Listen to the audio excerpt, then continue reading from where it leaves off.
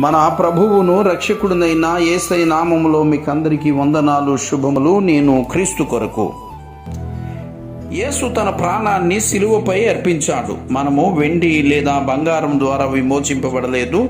యేసు తన రక్తముతో వారి కోసం వెల చెల్లించాడు అంటూ బిల్లీ సండే అనేటువంటి దైవజనుడు చెప్పినటువంటి మాట. ఎఫెసీ పత్రిక 1వ అధ్యాయము 7వ వచనము, దేవుని మహదైశ్వర్యమును బట్టి ఆ ప్రియుని యందు ఆయన రక్తం వలన మనము విమోచనము అనగా మన అపరాధములకు క్షమాపణ మనకు కలిగి ఉన్నదని ఇక్కడ. రెండవది 1వ పేతురు 1వ అధ్యాయము 18 నుండి 23వ వచనం వరకు చూద్దాం.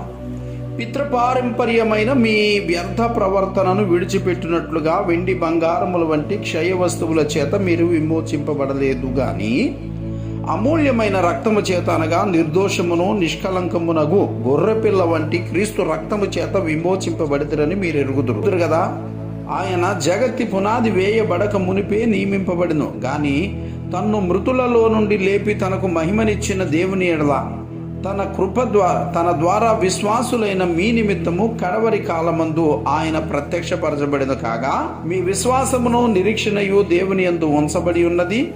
మీరు క్షయ బీజము నుండి కాక శాశ్వతమగు జీవము గల దేవుని యొక్క వాక్యం మూలముగా అక్షయ బీజము నుండి పుట్టింపబడిన వారు గనక నిష్కపటమైన సహోదర ప్రేమ కలుగునట్లు మీరు సత్యమునకు విధేయులవుట చేత మీ మనసులను పవిత్రపరచుకొనిన వారయ్యుండి ఒకరినొకడు హృదయపూర్వకంగాను మికటముగాను ప్రేమించుడి అని ఇక్కడ చెప్పబడి ఉన్న. దేవుని బిడ్డలారా, నిజమే, ఏదైనా మనం ఆలోచించేది వాక్య ప్రకారంగా వెళితే కరెక్ట్గా మనకు ఆన్సర్ దొరుకుతుంది.